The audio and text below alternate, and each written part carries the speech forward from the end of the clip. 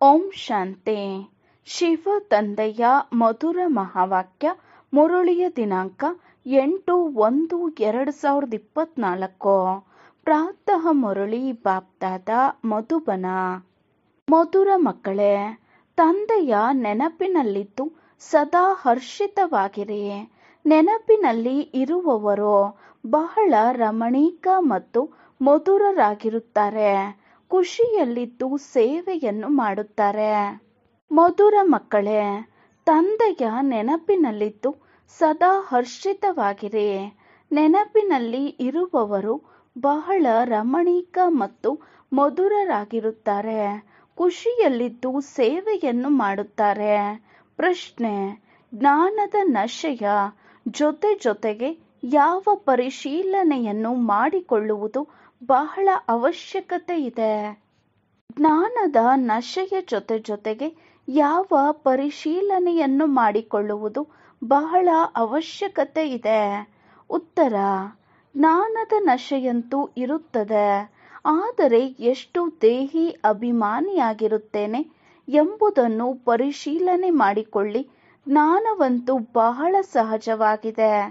ಆದರೆ ಯೋಗದಲ್ಲಿ ಮಾಯೆಯು ವಿಘ್ನವನ್ನು ಹಾಕುತ್ತದೆ.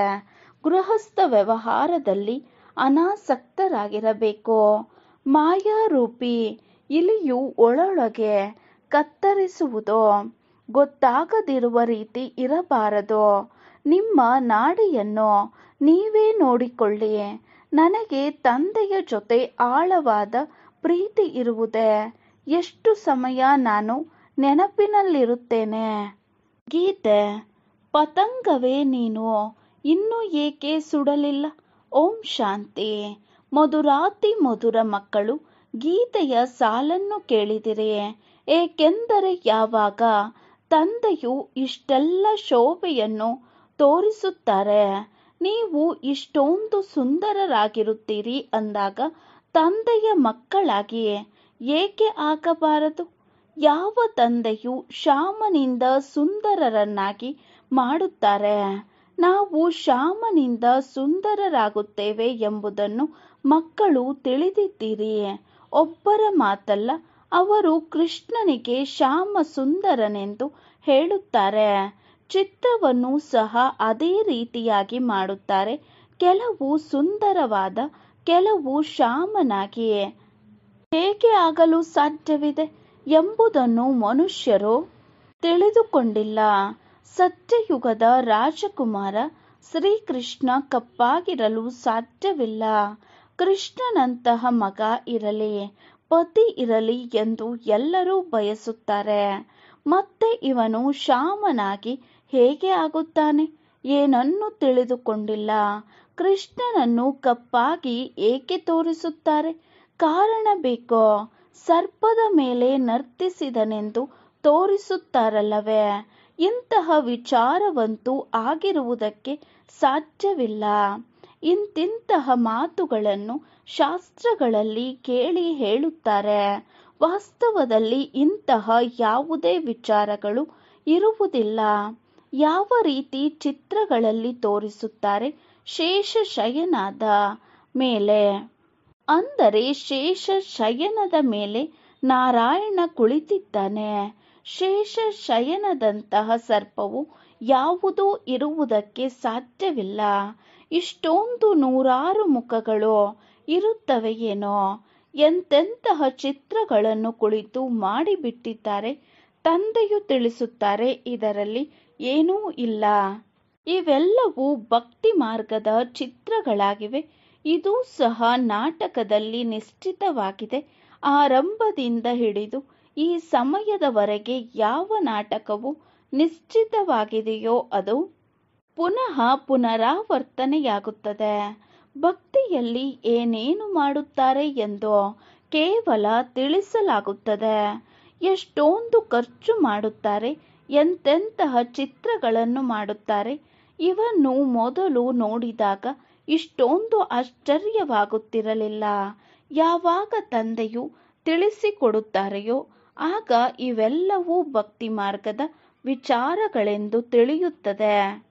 ಭಕ್ತಿಯಲ್ಲಿ ಯಾವುದೆಲ್ಲ ಆಗಿದೆಯೋ ಅದು ಅವಶ್ಯಕವಾಗಿ ಪುನಃ ಆಗುತ್ತದೆ. ಇದನ್ನು ನಿಮ್ಮ ವಿನಃ ಬೇರೆ ಯಾರೂ ತಿಳಿಸಲು ಸಾಧ್ಯವಿಲ್ಲ. ಇದಂತೂ ಗೊತ್ತಿದೆ. ನಾಟಕದಲ್ಲಿ ಏನು ನೋಂದಾವಣೆಯಾಗಿದೆಯೋ ಅದೇ ಆಗುತ್ತಿರುತ್ತದೆ. ಅನೇಕ ಧರ್ಮಗಳ ವಿನಾಶ, ಒಂದು ಧರ್ಮದ ಸ್ಥಾಪನೆಯಾಗುತ್ತದೆ. ಇದರಲ್ಲಿ ಬಹಳ ಕಲ್ಯಾಣವಿದೆ. ಈಗ ನೀವು ಈ ಪ್ರಾರ್ಥನೆ ಮುಂತಾದವುಗಳೆಲ್ಲ ಮಾಡುವುದಿಲ್ಲ. ಅವರು ಭಗವಂತನಿಂದ ಫಲವನ್ನು ಪಡೆಯಲು ಎಲ್ಲವನ್ನೂ ಮಾಡುತ್ತಿರುತ್ತಾರೆ. ಜೀವನ್ಮುಕ್ತಿಯ ಫಲವಾಗಿದೆ ಅಂದಾಗ ಇದೆಲ್ಲವನ್ನೂ ತಿಳಿಸಲಾಗುತ್ತಿದೆ. ಇಲ್ಲಿ ಪ್ರಜೆಗಳ ಮೇಲೆ ಪ್ರಜೆಗಳ ರಾಜ್ಯವಿದೆ. ಗೀತೆಯಲ್ಲಿ ಭಾರತವಾಸಿ ಪಾಂಡವರು ಕೌರವರು ಏನು ಮಾಡಿ ಹೋದರು ಎಂದು ಇದೆ. ಅವಶ್ಯಕವಾಗಿ ಯಾದವರೇ ಶಸ್ತ್ರಾಸ್ತ್ರಗಳನ್ನು ಹೊರತಂದರೋ, ಅವಶ್ಯಕವಾಗಿ ಯಾದವರೇ ಶಸ್ತ್ರಾಸ್ತ್ರಗಳನ್ನು ಹೊರತಂದರೋ, ತಮ್ಮ ಕುಲವನ್ನು ವಿನಾಶ ಮಾಡಿದರು. ಇವರೆಲ್ಲರೂ ಪರಸ್ಪರದಲ್ಲಿ ಶತ್ರುಗಳಾಗಿದ್ದಾರೆ. ನೀವು ಸಮಾಚಾರ ಮುಂತಾದವುಗಳನ್ನು ಕೇಳುವುದಿಲ್ಲ. ಯಾರು ಕೇಳುತ್ತಾರೆಯೋ ಅವರು ಚೆನ್ನಾಗಿ ತಿಳಿದುಕೊಳ್ಳಬಹುದು. ದಿನ ಪ್ರತಿದಿನ ಒಳ ಜಗಳಗಳು ಬಹಳ ಇದೆ. ಅವರೆಲ್ಲರೂ ಕ್ರಿಶ್ಚಿಯನ್ನರೇ ಆಗಿದ್ದಾರೆ. ಅವರೆಲ್ಲರೂ ಕ್ರಿಶ್ಚಿಯನ್ನರೇ ಆಗಿದ್ದರೂ ಸಹ ಒಳ ಜಗಳಗಳು ಬಹಳ ಇವೆ. ಮನೆಯಲ್ಲಿ ಕುಳಿತಿದ್ದೇ ಪರಸ್ಪರರನ್ನು ಹಾರಿಸಿ ಬಿಡುತ್ತಾರೆ, ಕೊಂದು ಬಿಡುತ್ತಾರೆ. ನೀವು ರಾಜ್ಯಭಾರವನ್ನು ಮಾಡುವುದಕ್ಕಾಗಿ ರಾಜಯೋಗವನ್ನು ಕಲಿಯುತ್ತಿದ್ದೀರಿ. ಹಳೆಯ ಪ್ರಪಂಚದ ಶುದ್ಧತೆಯೂ ಬೇಕಾಗಿದೆ. ನಂತರ ಹೊಸ ಜಗತ್ತಿನಲ್ಲಿ ಎಲ್ಲವೂ ಹೊಸದಾಗಿರುತ್ತದೆ. ಅಲ್ಲಿ ಪಂಚತತ್ವಗಳು ಸಹ ಸತೋಪ್ರಧಾನವಾಗಿರುತ್ತವೆ. ಸಮುದ್ರದಿಂದ ನೀರು ಉಕ್ಕಿ ಬಂದು ನಷ್ಟ ಮಾಡುವಂತಹ ಶಕ್ತಿ ಇರುವುದಿಲ್ಲ. ಈಗಂತೂ ಪಂಚತತ್ವಗಳು ಎಷ್ಟೊಂದು ನಷ್ಟ ಮಾಡುತ್ತಿವೆ. ಅಲ್ಲಿ ಇಡೀ ಪ್ರಕೃತಿಯೇ ದಾಸಿಯಾಗಿರುತ್ತದೆ. ಆದ್ದರಿಂದ ಅಲ್ಲಿ ದುಃಖದ ಮಾತೇ ಇರುವುದಿಲ್ಲ. ಇದು ಸಹ ಮಾಡಲ್ಪಟ್ಟಿರುವಂತಹ ನಾಟಕದ ಆಟವಾಗಿದೆ. ಸತ್ಯಯುಗವನ್ನು ಸ್ವರ್ಗವೆಂದು ಹೇಳಲಾಗುತ್ತದೆ. ಕ್ರಿಶ್ಚಿಯನ್ನರು ಸಹ ಮೊಟ್ಟ ಮೊದಲು ಸ್ವರ್ಗವಿತ್ತೆಂದು ಹೇಳುತ್ತಾರೆ. ಭಾರತವು ಅವಿನಾಶಿ ಖಂಡವಾಗಿದೆ. ಕೇವಲ ನಮ್ಮನ್ನು ಮುಕ್ತರನ್ನಾಗಿ ಮಾಡುವ ತಂದೆ ಭಾರತದಲ್ಲಿ ಬರುತ್ತಾರೆಂದು ಅವರಿಗೆ ಗೊತ್ತಿಲ್ಲ. ಶಿವ ಜಯಂತಿಯನ್ನು ಆಚರಿಸುತ್ತಾರೆ. ಆದರೂ ಸಹ ತಿಳಿಯಲು ಸಾಧ್ಯವಾಗಿಲ್ಲ. ಈಗ ನೀವು ತಿಳಿಸಿಕೊಡುತ್ತೀರಿ. ಭಾರತದ ಶಿವ ಜಯಂತಿಯನ್ನು ಆಚರಿಸಲಾಗುತ್ತಿದೆ ಅಂದಾಗ ಅವಶ್ಯಕವಾಗಿ ಶಿವ ತಂದೆಯು ಭಾರತದಲ್ಲಿ ಬಂದು ಸ್ವರ್ಗವನ್ನು ಸ್ಥಾಪನೆ ಮಾಡಿದ್ದರೋ ಈಗ ಪುನಃ ಮಾಡುತ್ತಿದ್ದಾರೆ. ಯಾರು ಪ್ರಜೆಗಳಾಗುವವರಿದ್ದಾರೆ ಅವರ ಬುದ್ಧಿಯಲ್ಲಿ ಏನೂ ಕುಳಿತುಕೊಳ್ಳುವುದಿಲ್ಲ. ಯಾರು ರಾಜಧಾನಿಯಲ್ಲಿ ಇರುವವರಾಗಿದ್ದಾರೆ ಅವರು ತಿಳಿಯುತ್ತಾರೆ. ನಿಜಕ್ಕೂ ನಾವು ಶಿವ ತಂದೆಯ ಮಕ್ಕಳಾಗಿದ್ದೇವೆ. ಪ್ರಜಾಪಿತ ಬ್ರಹ್ಮನೂ ಇದ್ದಾರೆ. ಮುಕ್ತಿದಾತ ಜ್ಞಾನಸಾಗರ ಸ್ವಯಂ ತಂದೆಯೇ ಆಗಿದ್ದಾರೆ. ಆದರೆ ಬ್ರಹ್ಮನಿಗೆ ಹೇಳುವುದಿಲ್ಲ. ಬ್ರಹ್ಮನಿಗೂ ಸಹ ಅವರಿಂದಲೇ ಮುಕ್ತಿಯಾಗುತ್ತದೆ. ಎಲ್ಲರನ್ನೂ ಒಬ್ಬ ತಂದೆಯೇ ಮುಕ್ತರನ್ನಾಗಿ ಮಾಡುತ್ತಾರೆ. ಏಕೆಂದರೆ ಎಲ್ಲರೂ ತಮೋಪ್ರಧಾನ ಆಗಿದ್ದಾರೆ. ಈ ರೀತಿ ಆಂತರ್ಯದಲ್ಲಿ ವಿಚಾರ ಸಾಗರ ಮಂಥನ ನಡೆಯಬೇಕು. ನೀವು ಇಂತಹ ಮುರುಳಿಯನ್ನು ನುಡಿಸಿದೆವೆಂದರೆ ಮನುಷ್ಯರಿಗೆ ತಕ್ಷಣ ಅರ್ಥವಾಗುತ್ತದೆ. ಮಕ್ಕಳಂತೂ ನಂಬರ್ ವಾರ್ ಇದ್ದೇ ಇದ್ದಾರೆ. ಇದು ಜ್ಞಾನವಾಗಿದೆ. ನಿತ್ಯವೂ ಇದನ್ನು ಅಭ್ಯಾಸ ಮಾಡಬೇಕು. ಭಯಪಟ್ಟು ವಿದ್ಯೆಯನ್ನು ಬಿಡುವುದಂತೂ ಸರಿ ಇಲ್ಲ. ನಂತರ ಕರ್ಮ ಬಂಧನವೆಂದು ಹೇಳುತ್ತಾರೆ. ನೋಡಿ, ಪ್ರಾರಂಭದಲ್ಲಿ ಎಷ್ಟೊಂದು ಜನ ಮನೆ ಬಿಟ್ಟು ಬಂದರೋ, ನಂತರ ಕೆಲವರು ಹೊರಟು ಹೋದರೋ. ಸಿನ್ನಲ್ಲಿ ಬಹಳಷ್ಟು ಮಕ್ಕಳು ಬಂದರೋ, ನಂತರ ತೊಂದರೆಗೊಳಗಾಗಿ ಎಷ್ಟೊಂದು ಜನ ಶತ್ರುಗಳಾದರೋ. ಮೊದಲು ಅವರಿಗೆ ಜ್ಞಾನವು ಬಹಳ ಚೆನ್ನಾಗಿ ಇಷ್ಟವಾಗುತ್ತಿತ್ತು. ಇವರಿಗೆ ಭಗವಂತನ ಕೊಡುಗೆ ಸಿಕ್ಕಿದೆ ಎಂದು ತಿಳಿದಿದ್ದರೋ ಈಗಲೂ ಅದೇ ರೀತಿ ತಿಳಿಯುತ್ತಾರೆ. ಯಾವುದೋ ಶಕ್ತಿ ಇದೆ, ಆದರೆ ಪರಮಾತ್ಮನ ಪ್ರವೇಶತೆ ಎಂದು ತಿಳಿಯುವುದಿಲ್ಲ. ಇಂದಿನ ದಿನಗಳಲ್ಲಿ ರಿದ್ಧಿ ಸಿದ್ಧಿಯ ಶಕ್ತಿ ಬಹಳ ಜನರಲ್ಲಿದೆ. ಗೀತೆಯನ್ನು ತೆಗೆದುಕೊಂಡು ಹೇಳುತ್ತಿರುತ್ತಾರೆ. ತಂದೆಯು ತಿಳಿಸುತ್ತಾರೆ, ಇದೆಲ್ಲವೂ ಭಕ್ತಿ ಮಾರ್ಗದ ಪುಸ್ತಕಗಳೇ ಆಗಿವೆ. ಜ್ಞಾನ ಸಾಗರನಂತೂ ನಾನೇ ಆಗಿದ್ದೇನೆ. ನನ್ನನ್ನೇ ಭಕ್ತಿ ಮಾರ್ಗದಲ್ಲಿ ನೆನಪು ಮಾಡುತ್ತಾರೆ. ನಾಟಕದ ಅನುಸಾರ ಇದೂ ಸಹ ನೋಂದಾವಣಿಯಾಗಿದೆ. ಸಾಕ್ಷಾತ್ಕಾರವೂ ಆಗುತ್ತದೆ. ಭಕ್ತಿ ಮಾರ್ಗದವರನ್ನು ಸಹ ಸಂತುಷ್ಟರನ್ನಾಗಿ ಮಾಡುತ್ತಾರೆ. ಜ್ಞಾನವನ್ನು ತೆಗೆದುಕೊಳ್ಳದಿದ್ದರೆ ಅವರಿಗೆ ಭಕ್ತಿಯೂ ಸಹ ಒಳ್ಳೆಯದು. ಅಂದರೂ ಸಹ ಮನುಷ್ಯರು ಸುಧಾರಣೆಯಾಗುತ್ತಾರೆ. ಕಳ್ಳತನ ಮುಂತಾದವುಗಳನ್ನು ಮಾಡುವುದಿಲ್ಲ. ಭಗವಂತನ ಭಜನೆ ಮಾಡುವವರು ಎಂದೂ ಸಹ ಉಲ್ಟಾ ಮಾತುಗಳನ್ನು ಆಡುವುದಿಲ್ಲ. ಎಷ್ಟಾದರೂ ಭಕ್ತರಲ್ಲವೇ? ಇಂದಿನ ದಿನಗಳಲ್ಲಿ ಭಕ್ತರಾಗಿದ್ದರೂ ಸಹ ದಿವಾಳಿಯಾಗಿ ಬಿಡುತ್ತಾರೆ. ಶಿವ ತಂದೆಯ ಮಕ್ಕಳಾದರೆ ದಿವಾಳಿಯಾಗುವುದಿಲ್ಲ ಎಂದೇನಲ್ಲ. ಹಿಂದಿನ ಕರ್ಮದ ಲೆಕ್ಕವಿದ್ದರೆ ದಿವಾಳಿಯಾಗುತ್ತಾರೆ. ಜ್ಞಾನದಲ್ಲಿ ಬಂದಿದ್ದರೂ ದಿವಾಳಿಯಾಗಿ ಬಿಡುತ್ತಾರೆ. ಇದಕ್ಕೆ ಜ್ಞಾನದ ಸಂಬಂಧವೇನೂ ಇಲ್ಲ. ನೀವು ಮಕ್ಕಳೀಗ ಸೇವೆಯಲ್ಲಿ ತೊಡಗಿದ್ದೀರಿ. ಶ್ರೀಮತದಂತೆ ಸೇವೆಯಲ್ಲಿ ತೊಡಗುವುದರಿಂದ ಫಲವನ್ನು ಪಡೆಯುತ್ತೇವೆ ಎಂದು ತಿಳಿದಿದ್ದೀರಿ. ನಾವು ಎಲ್ಲವನ್ನೂ ಅಲ್ಲಿಗೆ ವರ್ಗಾವಣೆ ಮಾಡಬೇಕು. ಬ್ಯಾಗೇಜ್ ಎಲ್ಲವನ್ನು ವರ್ಗಾವಣೆ ಮಾಡಬೇಕು. ಬಾಬಾರವರಿಗೆ ಮೊದಲು ಖುಷಿ ಬಂದು ಬಿಟ್ಟಿತ್ತು. ಅಲ್ಲಿಂದ ಯಾವಾಗ ಹೊರಟರೋ ಆಗ ಗೀತೆಯನ್ನು ಬರೆದರು. ಅಲ್ಫ್ಗೆ ಅಲ್ಲಾಹ್ ಸಿಕ್ಕಿದರು. ಆತ್ಮನಿಗೆ ತಂದೆಯು ಸಿಕ್ಕರು. ಬೇ ಸಿಕ್ಕಿತು ಬಾದಶಾಹಿ.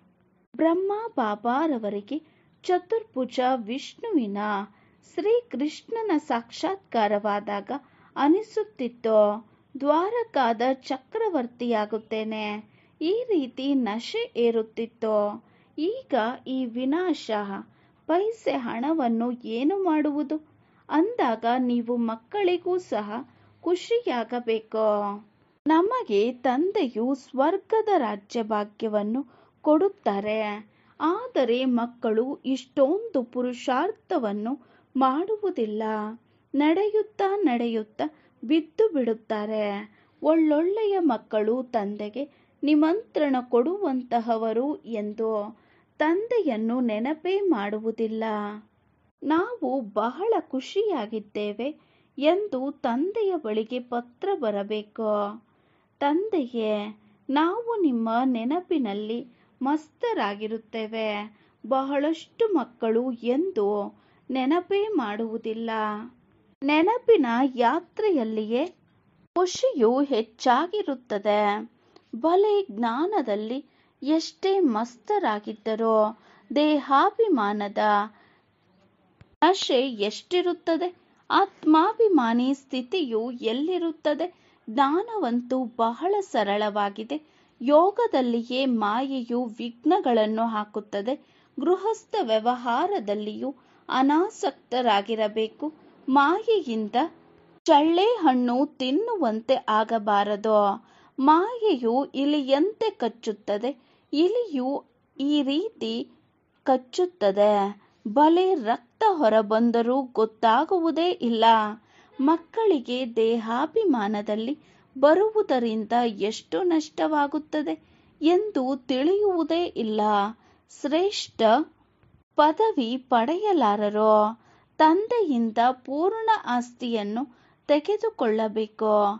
ಮಮ್ಮ ಬಾಬಾರವರಂತೂ ತಂದೆಯ ಸಿಂಹಾಸನಾಧೀಶ ಆಗೋಣ. ತಂದೆಯು ಮನವನ್ನು ಗೆಲ್ಲುವಂತಹವರಾಗಿದ್ದಾರೆ. ದಿಲ್ವಾಡ ಮಂದಿರಗಳಲ್ಲಿಯೂ ಸಹ ಪೂರ್ಣ ನೆನಪಾರ್ಥವಿದೆ. ಒಳಗಡೆ ಆನೆಗಳ ಮೇಲೆ ಮಹಾರಥಿಗಳು ಕುಳಿತಿದ್ದಾರೆ. ನಿಮ್ಮಲ್ಲಿಯೂ ಸಹ ಮಹಾರಥಿಗಳು, ಕುದುರೆ ಸವಾರರು, ಕಾಲಾಳುಗಳು ಇದ್ದಾರೆ. ಪ್ರತಿಯೊಬ್ಬರೂ ತಮ್ಮ ತಮ್ಮ ನಾಡಿಯನ್ನು ನೋಡಿಕೊಳ್ಳಬೇಕು. ತಂದೆಯು ಏಕೆ ನೋಡಬೇಕು? ನಾವು ತಂದೆಯನ್ನು ನೆನಪು ಮಾಡುತ್ತೇವೆಯೇ ಮತ್ತು ಬಾಬಾರವರಂತೆ ಸೇವೆ ಮಾಡುತ್ತೇವೆಯೇ? ತಂದೆಯ ಜೊತೆ ನಮ್ಮ ಯೋಗವಿದೆಯೇ? ರಾತ್ರಿಯಲ್ಲಿ ಎಚ್ಚರವಾಗಿದ್ದು ತಂದೆಯನ್ನು ನೆನಪು ಮಾಡುತ್ತೇವೆಯೇ? ನಾವು ಬಹಳಷ್ಟು ಜನರ ಸೇವೆಯನ್ನು ಮಾಡುತ್ತೇವೆಯೇ ಎಂದು ಚಾರ್ಟ್ ಇಡಬೇಕು. ತಂದೆಯನ್ನು ಬಹಳ ಅಂದರೆ ಎಷ್ಟು ನೆನಪು ಮಾಡುತ್ತೇವೆ? ಕೆಲವರು ನಾವು ನಿರಂತರ ನೆನಪು ಮಾಡುತ್ತೇವೆ ಎಂದು ಹೇಳುತ್ತಾರೆ. ಇದಂತೂ ಸಾಧ್ಯವಿಲ್ಲ. ಕೆಲವು ಮಕ್ಕಳು ಹೇಳುತ್ತಾರೆ, ನಾವು ತಂದೆಯ ಮಕ್ಕಳಾಗಿದ್ದೇವಲ್ಲವೇ, ಸಾಕು. ಆದರೆ ತಂದೆಯು ತಿಳಿಸುತ್ತಾರೆ, ತಮ್ಮನ್ನು ಆತ್ಮನೆಂದು ತಿಳಿದು ನೆನಪು ಮಾಡಬೇಕು. ತಂದೆಯ ನೆನಪಿಲ್ಲದೆ ಸೇವೆ ಮಾಡಿದರೆ ತಂದೆಯನ್ನು ನೆನಪು ಮಾಡುತ್ತಿಲ್ಲವೆಂದರ್ಥ. ತಂದೆಯ ನೆನಪಿನಲ್ಲಿಯೇ ಸದಾ ಹರ್ಷಿತವಾಗಿರಬೇಕು. ನೆನಪಿನಲ್ಲಿರುವವರು ಸದಾ ರಮಣೀಕವಾಗಿರುತ್ತಾರೆ, ಹರ್ಷಿತ ಮುಖಿಗಳಾಗಿರುತ್ತಾರೆ. ಯಾರಿಗಾದರೂ ಬಹಳ ಖುಷಿಯಿಂದ ರಮಣೀಕತೆಯಿಂದ ತಿಳಿಸುತ್ತಾರೆ. ಸೇವೆಯ ಮೇಲೆ ಆಸಕ್ತಿ ಇರುವವರು ಬಹಳ ಕಡಿಮೆ ಮಂದಿ ಇದ್ದಾರೆ. ಚಿತ್ರಗಳ ಬಗ್ಗೆ ತಿಳಿಸುವುದು ಬಹಳ ಸಹಜವೇ ಆಗಿದೆ. ಇವರು ಶ್ರೇಷ್ಠಾತಿ ಶ್ರೇಷ್ಠ ಭಗವಂತನಾಗಿದ್ದಾರೆ. ನಂತರ ಅವರ ರಚನೆ, ನಾವೆಲ್ಲ ಆತ್ಮರು ಸಹೋದರ ಸಹೋದರರಾಗಿದ್ದೇವೆ. ಬ್ರದರ್ಹುಡ್ ಸಹೋದರತ್ವವಾಗಿದೆ.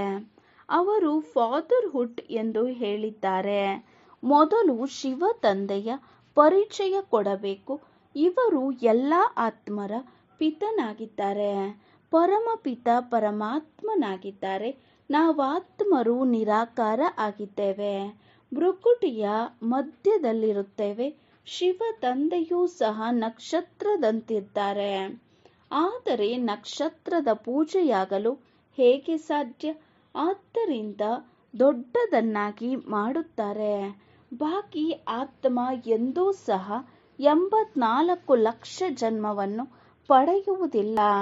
ತಂದೆಯು ತಿಳಿಸುತ್ತಾರೆ, ಆತ್ಮವು ಮೊದಲು ಅಶರೀರಿಗಳಾಗಿ ಬಂದು ಶರೀರವನ್ನು ಧರಿಸಿ ಪಾತ್ರವನ್ನು ಅಭಿನಯಿಸುತ್ತದೆ. ಸತೋ ಪ್ರಧಾನ ಆತ್ಮವು ಪುನರ್ಜನ್ಮವನ್ನು ಪಡೆಯುತ್ತಾ ಪಡೆಯುತ್ತಾ ಕಬ್ಬಿಣ ಸಮಾನವಾಗಿ ಬಿಡುತ್ತದೆ. ನಂತರ ಬರುವವರು 84 ಜನ್ಮಗಳನ್ನು ತೆಗೆದುಕೊಳ್ಳುವುದಿಲ್ಲ. ಎಲ್ಲರೂ 84 ಜನ್ಮಗಳನ್ನು ತೆಗೆದುಕೊಳ್ಳಲು ಸಾಧ್ಯವಿಲ್ಲ. ಆತ್ಮವೇ ಒಂದು ಶರೀರವನ್ನು ಬಿಟ್ಟು ಮತ್ತೊಂದನ್ನು ತೆಗೆದುಕೊಳ್ಳುತ್ತದೆ. ನಾಮ ರೂಪ ದೇಶ ಕಾಲ ಎಲ್ಲವೂ ಬದಲಾವಣೆಯಾಗುತ್ತದೆ.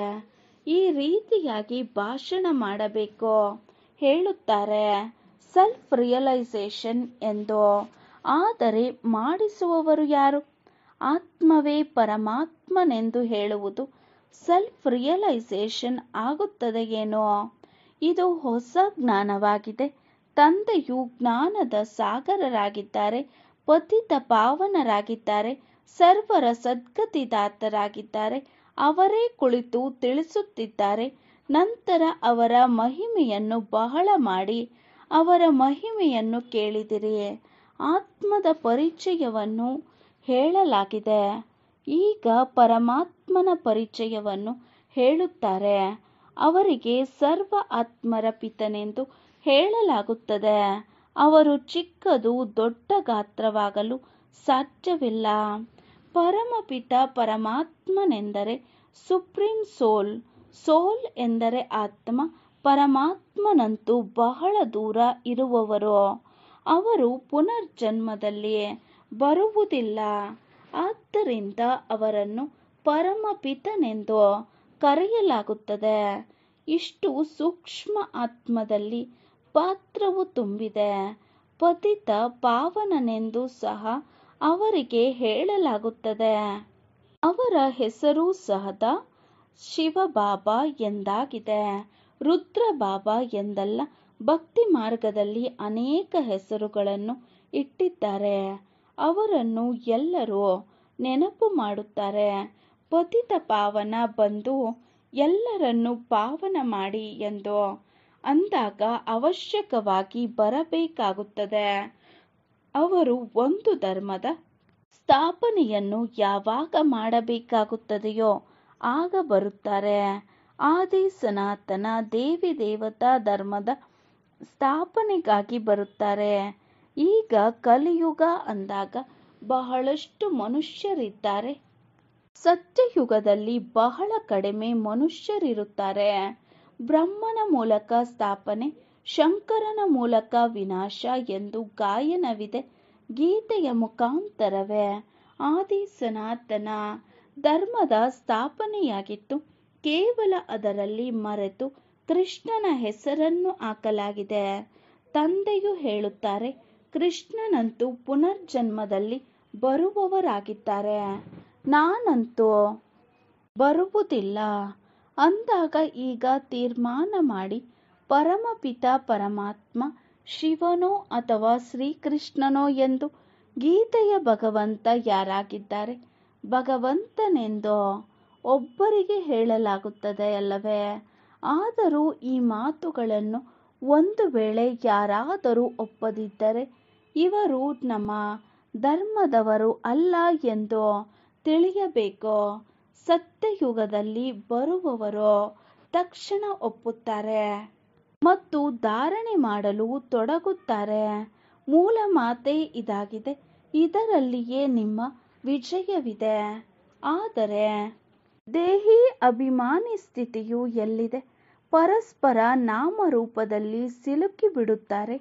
ಭಕ್ತಿ ಮಾರ್ಗದಲ್ಲಿಯೂ ಪರಬ್ರಹ್ಮನನ್ನು ಪಡೆಯಬೇಕೆಂದು ಬಯಕೆ ಇತ್ತು. ಉಳಿದ ಭಯ ಎಲ್ಲಿಯದು? ಬಹಳ ಸಾಹಸ ಬೇಕಾಗಿದೆ. ಭಾಷಣ ಮಾಡುವವರು ಆತ್ಮದ ಜ್ಞಾನವನ್ನು ಬಹಳ ಮಸ್ತಿಯಿಂದ ಕೊಡಬೇಕು.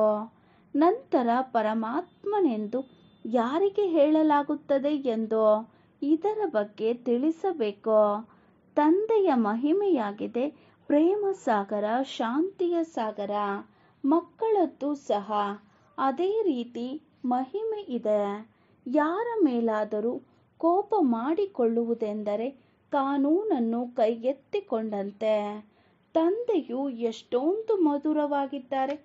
ಮಕ್ಕಳು ಯಾವುದೇ ಕೆಲಸದಲ್ಲಿ ಆಗುವುದಿಲ್ಲವೆಂದರೆ ಅವರು ಪದವಿಗೆ ಯೋಗ್ಯರಾಗುವುದಿಲ್ಲ. ಬಹಳ ಮಧುರರಾಗಬೇಕಾಗಿದೆ. ಒಳ್ಳೆಯದು. ಮಧುರಾತಿ ಮಧುರ. ಅಗಲಿ ಹೋಗಿ ಮರಳಿ ಸಿಕ್ಕಿದ ಮಕ್ಕಳ ಪ್ರತಿ ಮಾತಾಪಿತಾ ಬಾಪ್ದಾದರವರ ನೆನಪು, ಪ್ರೀತಿ ಹಾಗೂ ಗುಡ್ ಮಾರ್ನಿಂಗ್. ಆತ್ಮಿಕ ತಂದೆಯ ಆತ್ಮಿಕ ಮಕ್ಕಳಿಗೆ ನಮಸ್ತೆ. ನಾವು ಆತ್ಮಿಕ ಮಕ್ಕಳ ಆತ್ಮಿಕ ತಂದೆಗೆ ನಮಸ್ತೆ, ನಮಸ್ತೆ, ನಮಸ್ತೆ. ಧಾರಣೆಗಾಗಿ ಮುಖ್ಯ ಸಾರ. ಫಸ್ಟ್ ಪಾಯಿಂಟ್, ತಮ್ಮ ಬ್ಯಾಗೇಜ್ ಅನ್ನು ವರ್ಗಾವಣೆ ಮಾಡಿ ಖುಷಿ ಮತ್ತು ಮಸ್ತಿಯಲ್ಲಿರಬೇಕಾಗಿದೆ. ಮಮ್ಮ ಬಾಬಾರವರ ಸಮಾನ ಸಿಂಹಾಸನಾಧೀಶರಾಗಬೇಕು. ಬಹಳಷ್ಟು ನೆನಪಿನಲ್ಲಿ ಇರಬೇಕಾಗಿದೆ. ಸೆಕೆಂಡ್ ಪಾಯಿಂಟ್, ಯಾರದೇ ಭಯದಿಂದ ವಿದ್ಯೆಯನ್ನು ಬಿಡಬಾರದಾಗಿದೆ. ನೆನಪಿನಿಂದ ತಮ್ಮ ಕರ್ಮ ಬಂಧನಗಳನ್ನು ಹಗುರ ಮಾಡಿಕೊಳ್ಳಬೇಕಾಗಿದೆ. ಎಂದು ಕ್ರೋಧದಲ್ಲಿ ಬಂದು ಕಾನೂನನ್ನು ಕೈಗೆ ತೆಗೆದುಕೊಳ್ಳಬಾರದು. ಯಾವುದೇ ಸೇವೆಯಲ್ಲಿ ಆಗುವುದಿಲ್ಲ ಎಂದು ಹೇಳಬಾರದು. ವರದಾನ: ರಾಯಲ್ ಮತ್ತು ಸರಳ ಎರಡರ ಬ್ಯಾಲೆನ್ಸ್ನಿಂದ ಕಾರ್ಯ ಮಾಡುವಂತಹ ಬ್ರಹ್ಮ ತಂದೆಯ ಸಮಾನ ಆಗಿ. ರಾಯಲ್ ಮತ್ತು ಸರಳ ಎರಡರ ಬ್ಯಾಲೆನ್ಸ್ನಿಂದ ಕಾರ್ಯ ಮಾಡುವಂತಹ ಬ್ರಹ್ಮ ತಂದೆಯ ಸಮಾನರಾಗಿ. ವಿವರಣೆ: ಹೇಗೆ ಬ್ರಹ್ಮ ತಂದೆ ಸಾಧಾರಣವಾಗಿದ್ದರೂ ಅಷ್ಟು ಶ್ರೇಷ್ಠವೂ ಅಲ್ಲ, ಅಷ್ಟು ಕನಿಷ್ಠವೂ ಅಲ್ಲ. ಬ್ರಾಹ್ಮಣರು ಆದಿಯಿಂದ ಇಲ್ಲಿಯವರೆಗಿನ ನಿಯಮವಾಗಿದೆ. ಪೂರ್ತಿ ಸಾಧಾರಣವೂ ಅಲ್ಲ, ಇಲ್ಲ ಬಹಳ ರಾಯಲ್ ಆಗೂ ಇರಬಾರದು, ಮಧ್ಯದಲ್ಲಿರಬೇಕು. ಈಗ ಸಾಧನಗಳು ಬಹಳ ಇವೆ, ಸಾಧನ ಕೊಡುವಂತಹವರು ಇದ್ದಾರೆ. ಆದರೂ ಸಹ ಯಾವುದೇ ಕಾರ್ಯ ಮಾಡಿದರೆ ಅದು ಮಧ್ಯದಲ್ಲಿ ಮದ್ದಾಗಿರಬೇಕು. ಬೇರೆಯವರು ಈ ರೀತಿ ಹೇಳಬಾರದು, ಇವರಂತೂ ರಾಜರಂತಹ ಜೀವನ ನಡೆಸಿರುತ್ತಾರೆ ಎಂದು. ಎಷ್ಟು ಸಾಧಾರಣ ಅಷ್ಟೇ ರಾಯಲ್. ಎರಡರ ಬ್ಯಾಲೆನ್ಸ್ ಇರಬೇಕು. ಸ್ಲೋಗನ್: ಬೇರೆಯವರನ್ನು ನೋಡುವ ಬದಲು ಸ್ವಯಂ ಅನ್ನು ನೋಡಿಕೊಳ್ಳಿ ಮತ್ತು ನೆನಪು ಇಟ್ಟುಕೊಳ್ಳಿ, ಯಾವ ಕರ್ಮ ನಾವು ಮಾಡುತ್ತೇವೆ ನಮ್ಮನ್ನು ನೋಡಿ ಬೇರೆಯವರು ಮಾಡುತ್ತಾರೆ. ಬೇರೆಯವರನ್ನು ನೋಡುವ ಬದಲು ಸ್ವಯಂ ಅನ್ನು ನೋಡಿಕೊಳ್ಳಿ ಮತ್ತು ನೆನಪು ಇಟ್ಟುಕೊಳ್ಳಿ, ಯಾವ ಕರ್ಮ ನಾವು ಮಾಡುತ್ತೇವೆ ನಮ್ಮನ್ನು ನೋಡಿ ಬೇರೆಯವರು ಮಾಡುತ್ತಾರೆ. ಅವ್ಯಕ್ತ ಶಾಂತಿಯ ಮೂಲಕ ಡಬಲ್ ಲೈಟ್ ಫರಿಸ್ತಾ ಸ್ಥಿತಿಯ ಅನುಭವ ಮಾಡಿ. ಅವ್ಯಕ್ತ ಶಾಂತಿಯ ಮೂಲಕ ಡಬಲ್ ಲೈಟ್ ಫರಿಸ್ತಾ ಸ್ಥಿತಿಯ ಅನುಭವ ಮಾಡಿ. ಈಗ ನಿಮ್ಮ ಇಡೀ ವ್ಯವಹಾರ ಶ್ರೇಷ್ಠ ಸಂಕಲ್ಪದ ಮೂಲಕ ಸೂಚನೆಗಳಿಂದ ನಡೆಯಬೇಕಾಗಿದೆ. ಇಂತಹ ಲೈಟ್ ರೂಪದಲ್ಲಿರಿ. ಯಾವುದು ವ್ಯರ್ಥ ಸಂಕಲ್ಪ, ವ್ಯರ್ಥ ಸಮಯ ಸಮಾಪ್ತಿಯಾಗಿ ಬಿಡಲಿ. ಅದೇ ಸಂಕಲ್ಪ ಬರಲಿ. ಯಾವುದೇ ಆಗಬೇಕು ಮತ್ತು ಯಾರಿಗೆ ಆಗಬೇಕು ಅವರ ಬುದ್ಧಿಯಲ್ಲಿಯೇ ಆ ಸಂಕಲ್ಪ ಬರಲಿ, ಇದು ಮಾಡಬೇಕೆಂದು. ಆಗ ಈ ಸಾಕಾರ ಸೂಕ್ಷ್ಮವತನವಾಗಿ ಬಿಡುವುದು. ಓಂ ಶಾಂತಿ.